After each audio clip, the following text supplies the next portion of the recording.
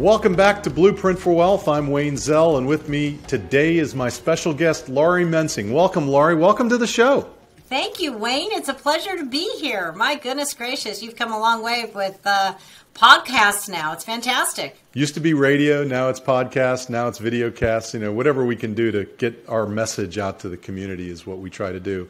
Laurie is a #1 agent for Long Foster and McLean, and she's a #1 agent for Long Foster in the Northern Virginia region, ranked in the top 250 nationwide according to Real Trends for individual volume. So she's got a really, really successful real estate practice, and we're going to talk to her today about some of her secrets for her success.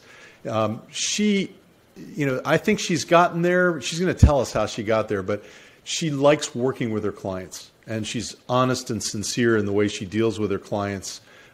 She's also worked in the relocation services industry, both professionally and personally, which gives her sort of an edge on a lot of real estate agents who have not done that. And her specialties are luxury home sales in Northern Virginia. She's a local school specialist for McLean in Great Falls, which is really important for the people that live in that area. I can tell you that as a resident of Great Falls for 19 years and Reston now. And she is a listing agent in Northern Virginia, selling agent, and a relocation specialist, among other things. So, Laurie, tell us how you got into the real estate agency business. How did it all start? Well, it really started through my husband's career. We moved 12 times in 18 years. Wow. With and without pregnancies and everything else in between. And we lived internationally as well as domestically moving. When we came back from London, I wanted to start a destination services company and thought, well, the first arm to do that would be to get my license because everyone needs shelter first. So I went about and did that very quietly because there's just, of course, 100 million realtors out there and 3/4 of them aren't really worth their weight in whatever. Everybody's a realtor. You got it. And everyone's got a friend who's one. So very quietly went and got my license and then decided to hang my licensure with Long Foster and never really looked back. I've just been able to provide those destination services that are needed, whether it's someone moving around the country, around the world, or around the block. And really at all price points. It's been a magnificent ride and a lot of fun. And people tell me I guess I'm pretty good at it, but most importantly, it's been very rewarding. How has it been in the last 2 or 3 years, maybe 5 years in the Northern Virginia market? What have you seen? What are you seeing this year, and what do you project for 2022? Well, I think the past 5 years have been transformative in many ways. I think it blows my mind, as well as a lot of people in the industry, to think that there's so many transactions happening in spite of this negative energy that's upon everyone with the COVID pandemic right now. But I think it speaks to essential services that people still need to buy and sell homes. Companies are still moving people from point A to point B, even though it may be a virtual move, and eventual physical, brick and mortar location or need. So we've had a very, very robust industry, especially with low interest rates. Right now, there's a lot of liquidity, a lot of people holding a lot of cash. We're seeing a lot of cash offers at all price points. Even those that can afford to pay multi-million-dollar prices for cash are still choosing to borrow because interest rates are still so historically low. Right. It's been a great time to be in real estate. It really is. Are you still seeing people making offers over list and properties selling over list in this marketplace today? Yes, definitely. Depending upon obviously location and overall condition of home. Right. I'm also seeing a little bit of greediness in the marketplace with sellers who seem to think, well, I've lived in my home for 28 years and I don't need to do a darn thing and I can put it on the market and still command the price of a new sale home. Buyers are smarter than that, and it's a very savvy, intellectually wise buyer and seller in this area. I think Okay. 2022, to answer your question real quick, Yeah. 2022, I think we're going to still see low inventory. We're getting more and more calls for listing appointments now. So that's a good thing. We've got That's a good sign. Yes. We're short of supply, right? And there's But they're going off Zelle as fast, or they're going off, Wayne, as fast as they're coming on. They're going off as fast as they're coming on. So, for example, I'm showing property this afternoon to somebody on a simple townhome in Vienna that just hit the market. They already have one offer above list price, no contingencies, and she has 12 showings today. Oh my gosh. And that will be off market by 6 o'clock tonight. So That is amazing. That is amazing. busy time. It's a busy time. And you think that there's a good prospect of it continuing because of the shortage in supply, and interest rates still are historically lower than ever. I mean, even though they're Absolutely. inching upward. Absolutely. They're still below 4%. I remember when my parents took out their mortgage in Bethesda in 1966, their mortgage was 5.3%. Yeah. So you put it all in perspective. It's a historically, great time to buy. It has influenced the prices upward, though, wouldn't you think? Yeah, I mean, it's going to top out. And of course, every time you have property that sells for more and more and more, you're setting your base for your comps. But if an investor can get in, or you can hold a piece of property as an investment, it's a good time to think about finding the dog in the neighborhood, so to speak, and making it your own. Sure. Not just sitting on it. Sure. So the with the supply shortage, the high demand, I mean, Amazon moving into the area, Rolls-Royce here, Leidos, all the big government contractors, Northrop Grumman. I mean, there's plenty of activity.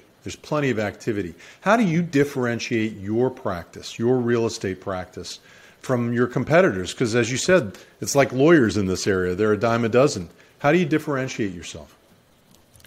Well, I'm very lucky to have my business really driven by referrals. So I don't have to go out and do a ton of marketing of myself. And so for that, I'm grateful. Once you are working with good people begets good people. And you have to foster those relationships. And I think the best way to foster those relationships is by being real and transparent and yourself, and not trying to pretend to be someone that you're not. People feel that intrinsically. And people can smell a phony. And, relocation services. Tell me a little bit about the capabilities that you add in the relocation services world.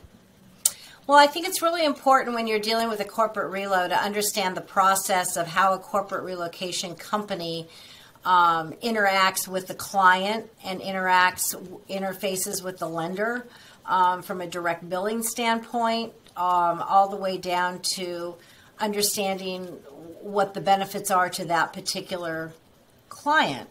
Every company is different. Every program is different. And corporate relo is not what it used to be, 10, 15, 20 years ago. How has it changed? Well, I can only speak in generalities because, to be quite honest with you, Wayne, I'm not supposed to know. Truthfully, I am given a client, and and I are supposed to find a house, and I'm not supposed to know that they, have a buyout on their sale. But this happens holistically. Sure. Once you learn what the client receives from their corporate relocation, then you can better be you're better armed to offer in their best services what they need. Lining up settlement dates, knowing that they can, proceeds maybe a client has the ability to have the proceeds cash advanced for the sale. Maybe somebody else doesn't. Right. All of that's very important information, obviously. Well, it's important for you in order to basically help structure the deal for the client, right? Well, and minimize their risk. I mean, that's our number one job as a realtor is to minimize risk. Absolutely. Now, you've built this practice. You started, how long ago did you start this? I was licensed in the fall of 2006, Okay. the end of October 20. It's about the time you and I met, I think. I think that's when you helped me form my LLC. Yeah. So it's been a good ride. You're 15, 16 years into it. What challenges have you faced over the last 15 years, hurdles, obstacles that you've had to overcome? Hurdles, obstacles, things I've learned maybe. Yeah. I think I've learned, I learned very early on, year 4 or 5, that I needed an assistant. I needed somebody to, the old expression, if you don't have an assistant, you are one.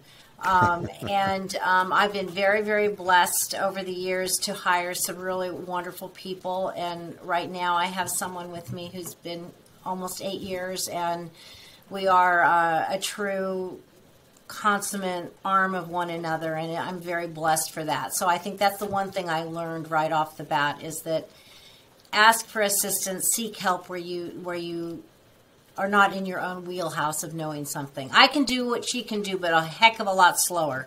And with a lot more questions. Right. And it's not the highest and best use of your time. No, so probably not. Relying on people to help you, that's an important thing. I think that's important. Yeah, you can't. Any other challenges?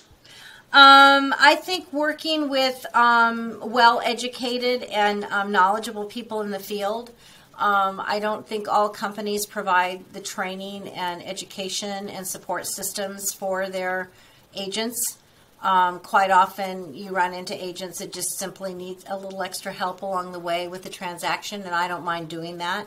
Again, it's representing and minimizing risk for everyone involved. But I think that there could probably be, these cycles weed people out, Wayne, so I don't worry too much about that. Well, as a number one realtor, you're not going to have to be worrying about being weeded out. There's a lot of people below you that might have to worry about that. Well, and that's what's probably the most challenging, is working with an agent who really is just not legally in tune with the ins and outs of, for example, the contract just changed. You need, but that's okay. You just help them along the way. It's teamwork. Because you want to make it happen for the client. Absolutely. And whichever client. Do you represent buyers and sellers? I do. I'm perceived as being a listing agent, Wayne, and but I really, when I look at my numbers at the end of the year, they're really about 50-50.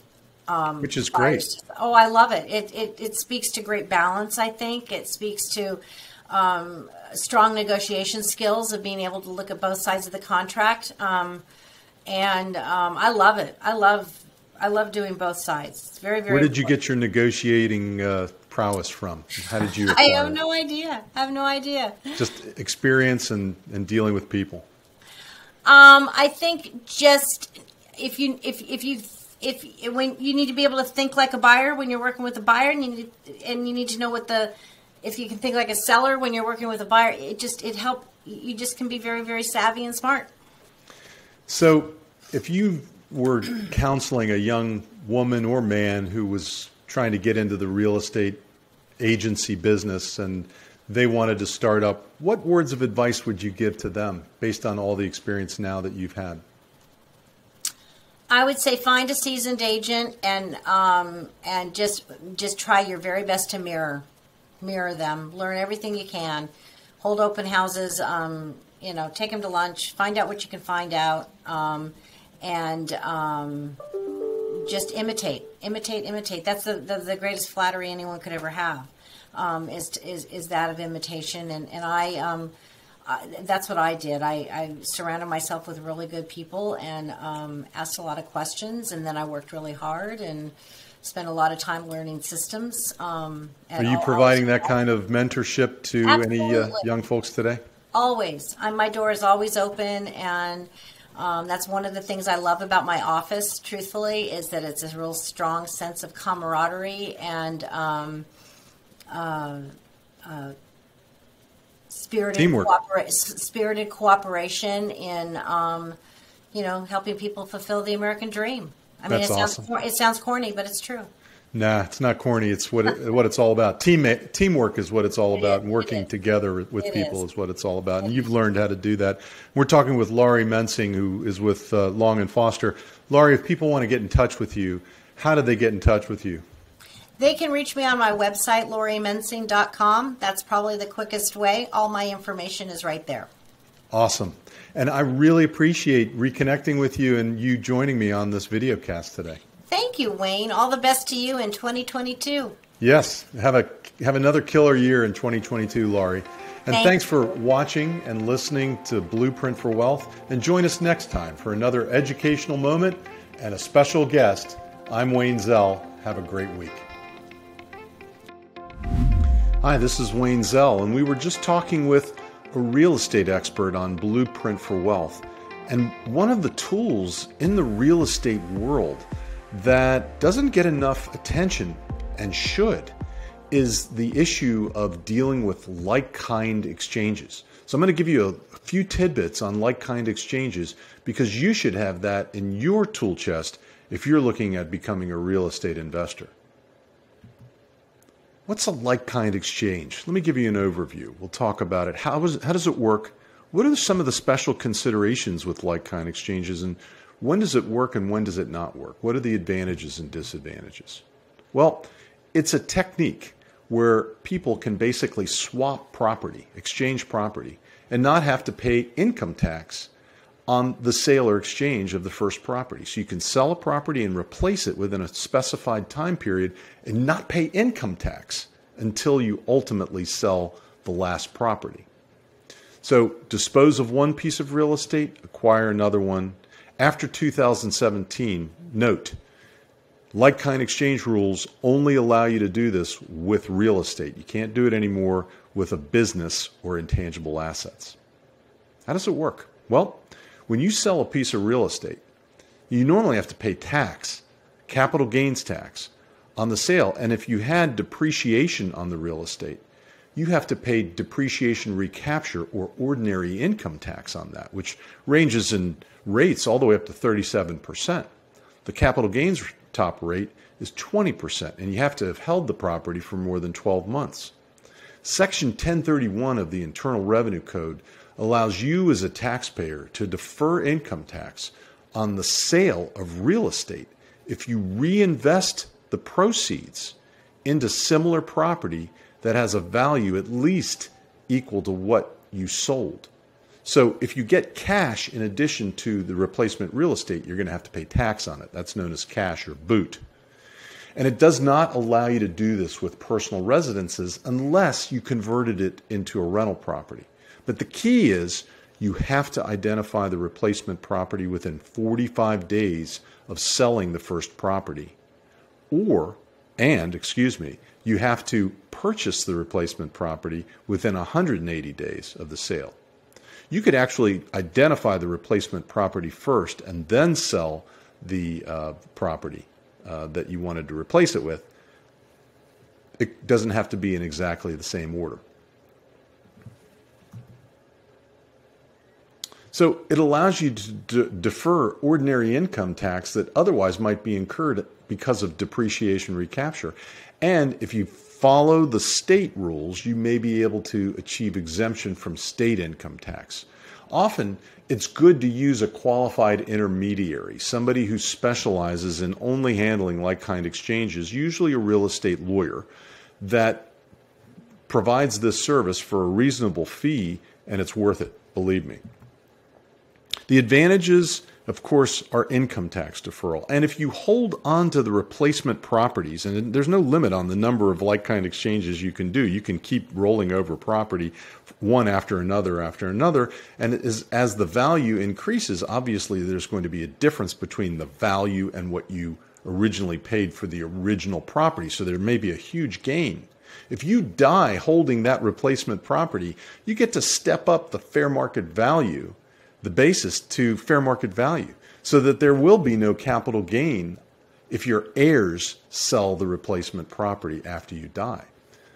There's no limit on the number of transactions, but you've got to follow the rules. There's specific forms that have to be followed, and you have to meet the the deadlines, the 45-day and the 180-day period. Also, losses are deferred, and they're lost if you die holding property with a loss built into it. So that's just a little bit about LikeKind Exchanges. It'll help you in your real estate investment practice, and use it as a tool in your quiver to build your blueprint for wealth. I'm Wayne Zell. Have a great week.